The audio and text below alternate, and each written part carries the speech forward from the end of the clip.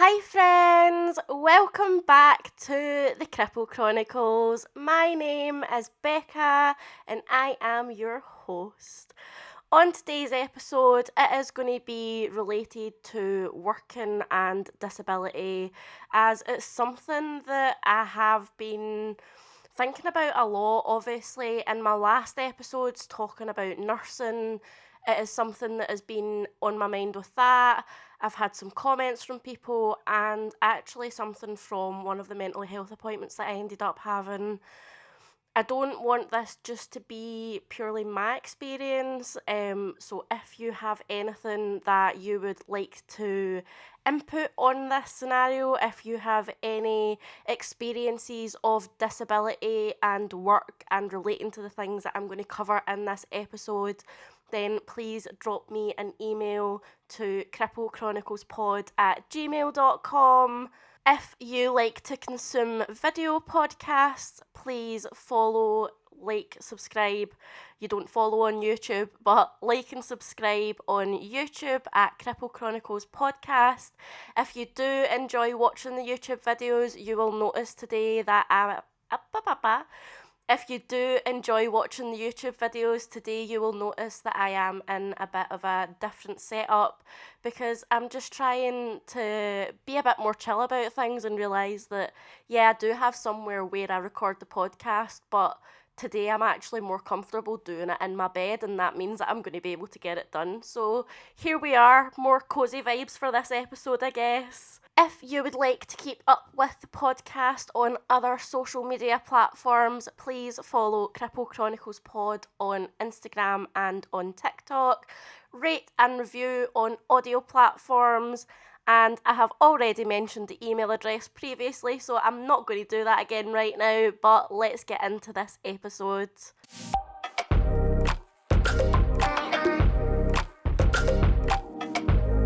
So the start of this episode is going to be following on a little bit from some things that I touched on in the last one.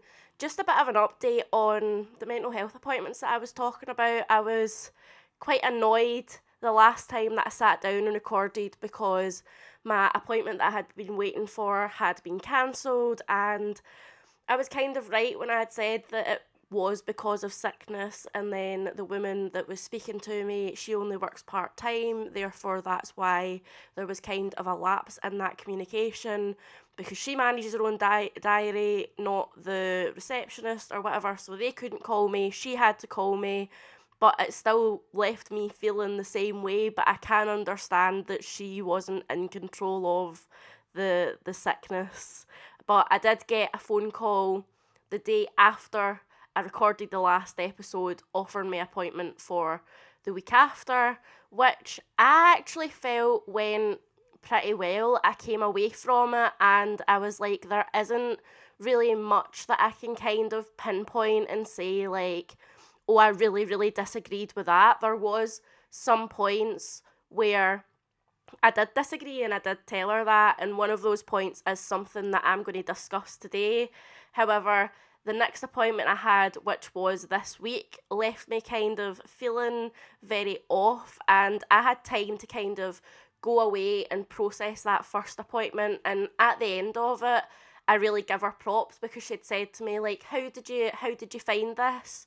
And honestly, I'd said, like, right now, you are giving me a lot of validation, which from mental health services I haven't had in the past, and that is really refreshing. But I felt like there was genuinely someone that was going to listen to me and support me before I had the psychology input. The appointment last week, one of the things that really stuck with me is that we were discussing being able to allow myself to take rest, and I had said that over the past few years after my accident, like, I have got very good at allowing myself to take rest, and I still am kind of trying to find out where my strengths and my weaknesses lie and finding a good middle ground in that. But I am a lot more gentle with myself when it comes to rest and when it comes to knowing that me sitting in bed sometimes watching TV and actually just letting my body relax is the best thing that I can do for myself in that moment. I know that when I go out, I assess situations if my capabilities meet that, and if the day after I'm going to need a rest day. And most of the time I try and account for that. I think recently I have had lots of busy weeks where I've had days packed in with lots of things on, or just a lot of things on my to-do list, and it has been very overwhelming by not giving myself that rest, and I do see that it's something that I really need to do. My level of rest looks different depending on what I've done the day before, during that week. If it is something that it's really taken out of me, trying to stick to my routine and get up early and make myself some food, and then during the day doing things that don't take as much mental or physical energy, doing some colouring in, saying to myself, okay, today I am going to take a nap because my body needs a rest and I don't need to earn it. I have got a lot better at being able to allow myself to have that rest, that I don't need to earn it. If I wake up one day and I'm feeling run down, trying to accommodate for the rest during my day, like what I'm doing today by deciding that I'm not going to sit in my wheelchair and record the podcast, but I'm going to sit in my bed because it's actually more comfortable for me to sit in my bed, and the backdrop still looks okay anyway, and I'm still using my voice, which is the main thing of a podcast, so it doesn't really matter where I record it, I guess. But it's kind of things like that, just making those little accommodations for myself to know that I don't need to push myself into doing something if I'm not 100% comfortable. However, I had mentioned this to the nurse that it is something that I do still struggle with sometimes, because I spent 22 years of my life being an able-bodied person, going to somebody who is now disabled, and I need to learn how to live with that. Directly following on from me saying that I was struggling to come to terms from being able-bodied to disabled, the nurse had asked me what age I was, and I had said 25, and she had told me that I was very young, and then it said, like, not next month or next week, but do I have any goals in the longer term, and do I see myself living with my disability and making that adaptation and working again? It really took me a second to kind of think about what I actually wanted to say in response to that, because the first part of it, asking if I have any goals where I accept and live with my disability, I see that totally fine, but relating it in a direct capacity to working, that really, that hit a few nerves, I think, for me. I had responded saying that going back to work or being in a career isn't exactly a massive goal of mine right now, but just purely existing is.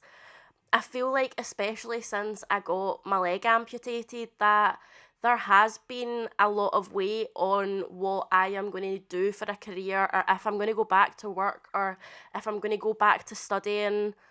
On the way to one of, I think it was when I was either getting fitted for my prosthetic, or it was when I was actually going to pick my prosthetic up, one of the patient transport women had actually said to me, so when do you think you're going to get back to work? This was only like 3 or 4 weeks after I had had my leg amputated, and it's something that I've really struggled with, feeling like my worth in the world is determined whether I am in the workplace or not, whether I am actually earning money, and if I am on disability payments, I somehow come across as being lesser of a person. When I had the accident, I was so set on going back to work. I wanted nothing more than to just go back to my life and be a nurse like I had worked so hard to gain. And then 3 years ago, basically round about this exact time, I got my bone infection and I had to think about amputation or getting another frame and getting my leg fused. and being disabled in some capacity for the rest of my life. We have a little visitor for the podcast. Simba has just decided to turn up and he's sniffing all about the camera.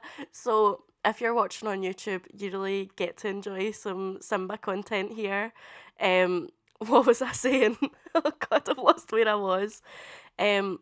Like, I got that infection in my leg, and I thought that before that point that I've mentioned it so many times that I really just thought that my life was going to go back to what it was before. And then I got my leg fused and I realised that that's not going to be able to happen. And I might not be able to go back to nursing. And if I do want to go back to nursing, where is my place in that? And I have thought about it a lot. But in that, I have a lot of goals that don't revolve around work or a career, but solely on living my life, existing.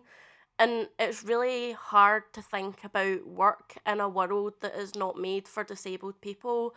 And I said this during the appointment. I know legally that adjustments need to be made for disabled people, but with actual real life experience, I had my senior charge nurse come into me maybe 2 months after I had the accident, whilst I was still in hospital, whilst I had the full frame on my leg, and he was complaining about people being off sick and them being short-staffed, and are you sure there's no way that we can make adaptations for you to come in your wheelchair and sit and do some office work for us? Like, I hadn't even been home at that point. I hadn't even had a chance to kind of process anything that I was going through in that moment, and I was already being asked to go back to work. I don't like feeling that pressure. I don't like feeling like I need to have a job to be worthy in some kind of way, to be valuable. There's big parts of me that don't even really know how to exist in the body that I'm in right now. And I really need to understand that before I think about working, because I know that when I go to work, it's not going to be a Monday to Friday, 9 to 5. I don't have the capacity for that. I know it's not going to be working in the way that I was before when I was doing 12 and 14-hour shifts, because I don't have the capacity for that.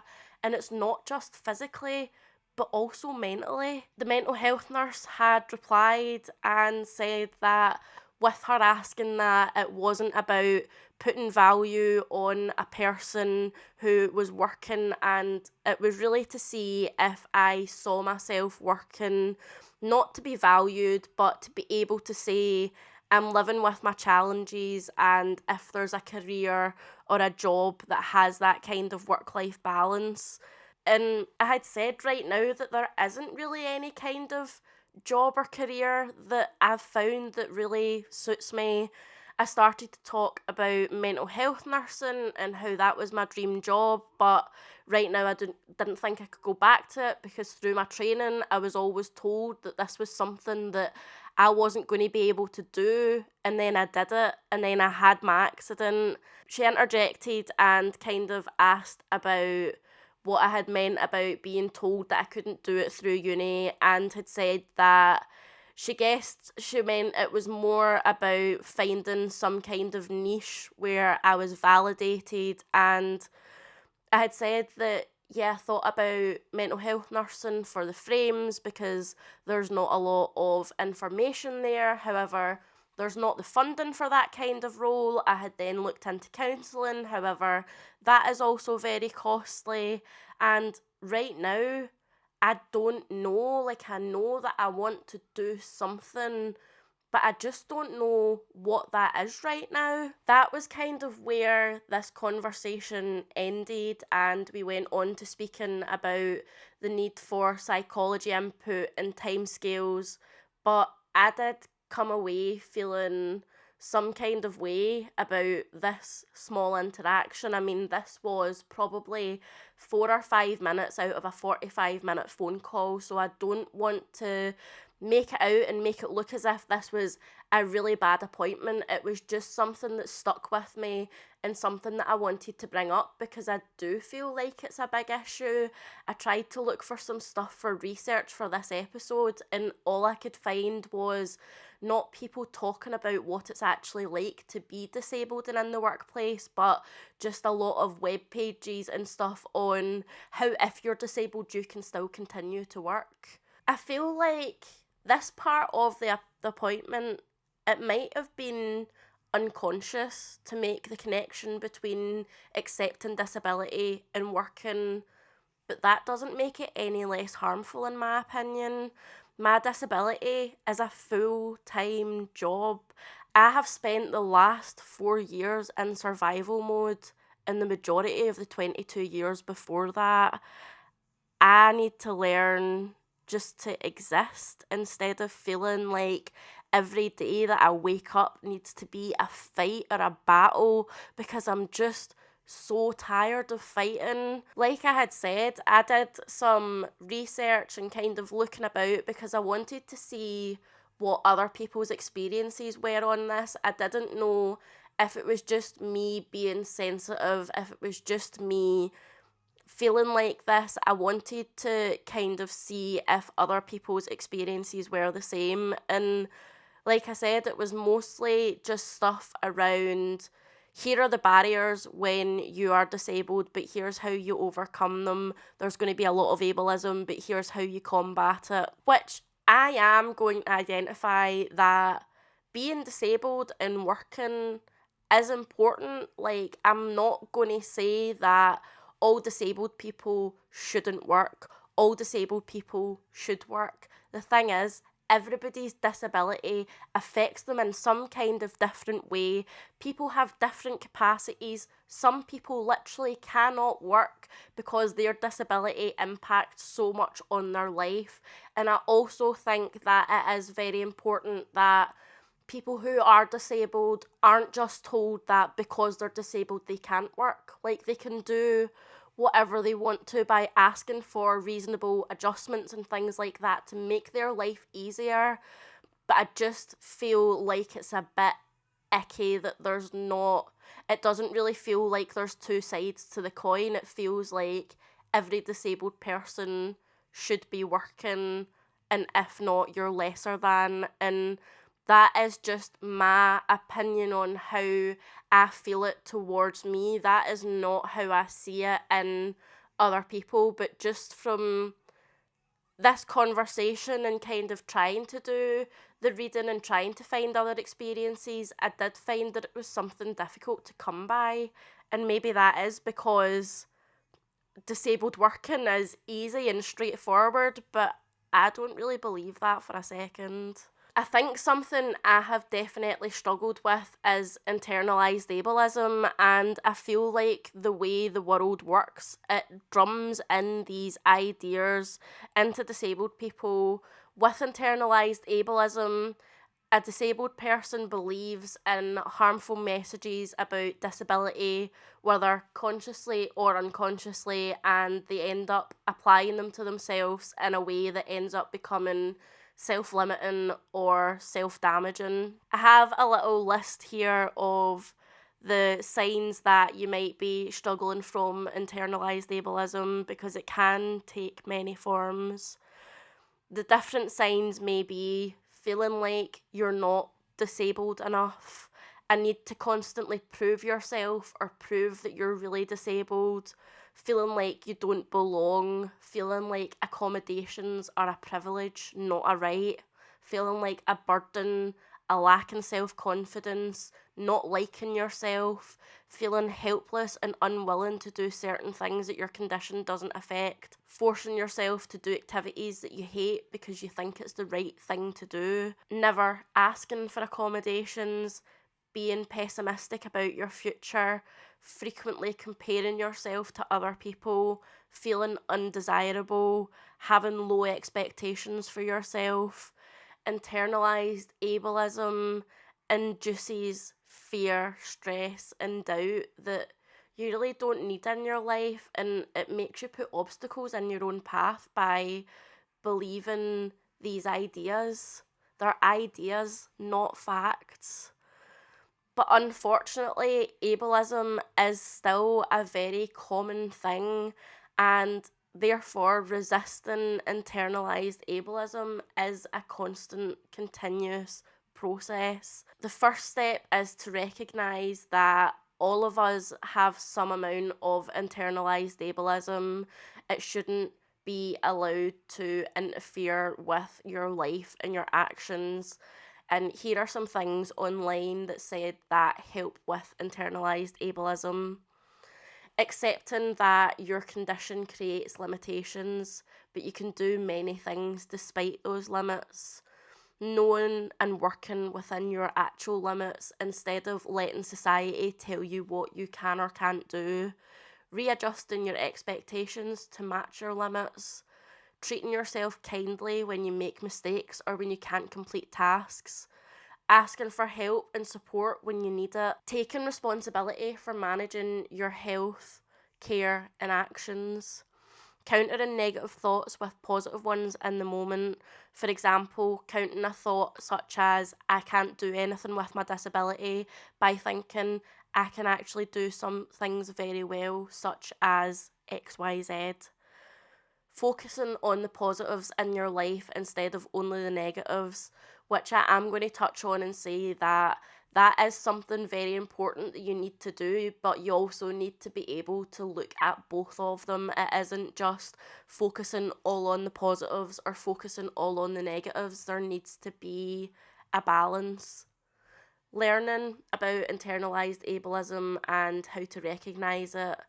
Reflecting on the ways that internalized ableism has impacted your life and your identity, which I feel a wee bit is what I'm doing with how I'm feeling today, because I do feel like it was kind of internalized ableism to link me struggling with the adaptation from being able-bodied to disabled to having to be in work in some way. I think that was, I really do think that it was unconscious and there wasn't anything malicious meant by it, but it was still hurtful to me. It was something that I wanted to bring up with the nurse at my next appointment that I had this week, because with at the end of the call, with her asking if there was, like, how I found it, I really thought that I was going to be able to come back and kind of feed these feelings back to her. However, it felt like there was a slight change because, like I had said about being able to focus on the positives and the negatives, I was talking about how I had been struggling, and she was reminding me, like, all of these things are positive things, and I am a very positive person. I can see the good and bad in situations. I don't have a problem with identifying that. However, the reason why I'm continuously reaching out to mental health services is because I'm struggling with the bad things. I'm struggling with the negative things. I don't need help to identify the positive things in my life. And I'd said that to her, and it basically was met with a response of, well, what do you expect me or the team to do right now then? And it's like, that's why I'm here, because if I knew what to do or if I knew what support was going to be helping me, I would be accessing it. I wouldn't be having to phone the crisis team and chasing this up. Like, I really do feel like I'm at a loss, and just that kind of defensiveness from me saying, look, I don't actually need help identifying the positive things, that totally just made me shut down, and it didn't make me want to bring up this conversation of, by the way, that thing you said last week actually kind of touched a nerve and hurt my feelings a bit, because I wanted it to be that somebody else that they speak to in the future, if you're dealing with somebody that's disabled, you need to be wary of how you're wording things and how you're speaking about things, because it can end up being harmful. And I really wanted to have that conversation, but I just felt so shut down, and like I didn't have the capacity for it because I was so worried that it was going to be met with defensiveness instead of understanding. I have found a blog post by Chloe Tier, who is a disabled blogger and freelance writer that documents experiences as a disabled woman, and it is talking about working as a disabled person, and she starts off by talking about showing your worth. You secure a dream job, but is it because you're disabled, and failing that, they've gone and done you a favour for hiring you? And I hadn't really thought about it like that because I haven't been in a scenario where I have been applying for jobs because things have been too turbulent in my life for me to even consider that. It does feel sometimes like you are going to be I can't remember the name for it, like the minority hire kind of thing. Is that a thing? I'm not really sure. Like hiring somebody that's disabled so that you can say, well, we have disabled people in our workforce. In this blog post, it also mentioned the feeling that as a disabled employee, you need to work harder or do more hours than your colleagues so that you're at the same level, trying to feel as if you're not too disabled.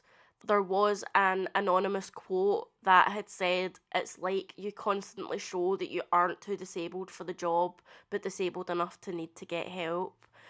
And this is something that has always made me feel a bit icky, even before I was disabled, because it's not just in work environments, it's having to go and try and get benefits and go to an appointment where you literally need to prove how disabled you are to be given money to live your life. And that is something that it actually made me feel very anxious when I was applying for disability payments. And I was actually very lucky that when I applied for PIP, that it was during COVID and I had a phone appointment, and I never actually had to go in for an in-person appointment. And then last year I had letters saying that it was coming up for the time for me to have my PIP award renewed, and I would probably have to go for an in-person assessment. And it made me feel so anxious because I have one leg, I go about in a wheelchair. A lot of that is very taxing for me and on my body, but I also feel like I come across as somebody who deals with it very well. So how do you go into a room and do you basically play down the fact that you deal with it very well so that you're given enough money to comfortably live your life? Or do I go in there feeling like I'm having to play up my disability so that I actually get the money that I'm entitled to? It is a wild concept. Even Universal Credit, when I had the kind of assessment appointment for them, I went through that appointment really worried that even with the frame on my leg and 40 odd pins going into my leg, that they were going to phone me and say, well, I mean, you just sit in your bed all day, surely you can work from home, surely you can do a telephone job, because that's how it feels sometimes. Like, you really feel like even if I have a leg that is shattered in multiple places, if you think I can sit and work from my bed, you're going to make me do it when I actually don't have the mental capacity to do it because I'm in pain, I'm neurodivergent, I've got loads of things going on in my brain that I don't know how to pinpoint them sometimes. Existing is a chore. It takes up a lot of energy already. There's some days where I wake up and I can't think about doing tasks without wanting to hit my head off of a wall. And how am I meant to work like that when I don't even really understand how to cope going through day-to-day life? I remember speaking to nurses who had worked for PIP assessments, and there was very rarely anybody who had anything good to say about it. usually a case of doing an assessment and then somebody's coming to you and saying, oh, actually, I think you should change that answer, and that change in their answer bumps their points down, and then they lose money. And it is just, it's scary that this is the world that we live in. Like, you go to work as a disabled person and you feel like you need to work up to the standard of those who are able-bodied or those who live without disabilities. And if you don't go to work, then you need to go to appointments where you need to play up your disability and things like that so that you can actually get the money that you're entitled to live your life. It is wild, and it is really scary. I just really want to be me, and right now I'm still in the process of figuring out fully what that looks like. I'm still in a place of learning where my capabilities lie and where my limitations are. I already, in my day-to-day life, struggle a lot with adaptations from being able-bodied to being disabled, and the added stress of a career and finding somewhere that I fit into the world just right now isn't really something that I can consider. I just want to be alive and smile and feel like I'm existing for myself and not for other people, or because I can't miss work the next day. I already feel massively overwhelmed with things that come along with existing without adding anything else onto my plate. I have, again, left it very late to do anything for this episode for the podcast, and I got so upset last night because I knew that I needed the rest, but the more rest I take, the more I delay things, and that I need to add on to the to-do list of the things I need to do tomorrow, and then it just builds, and then it gets really overwhelming, and all of the pressure I feel is just from myself. There is no one relying on me to release a podcast episode. I don't have a boss that might not understand the extent of my disability. I don't have colleagues that are going to have to potentially pick up the slack if I take a day off. I don't make any money from it, so the money that I get at the end of the month isn't impacted on whether I record this episode or not. But the weight is still heavy because it's something that I do enjoy and that I want to be able to do, but I just haven't had any of the energy to process the things that are going on in my brain. I really feel like I just need to exist for a while, even if that's 3 years, 5 years, 10 years. I'm still young. I still have the rest of my life ahead of me to find somewhere that I fit and that I feel comfortable being 100% myself and also get paid for it. I just hate feeling like there's this expectation for me to get back into work or education, that I need to do something that actually adds to society in some way. I'm a human being, not a human doing. And I think for now I really just want to be.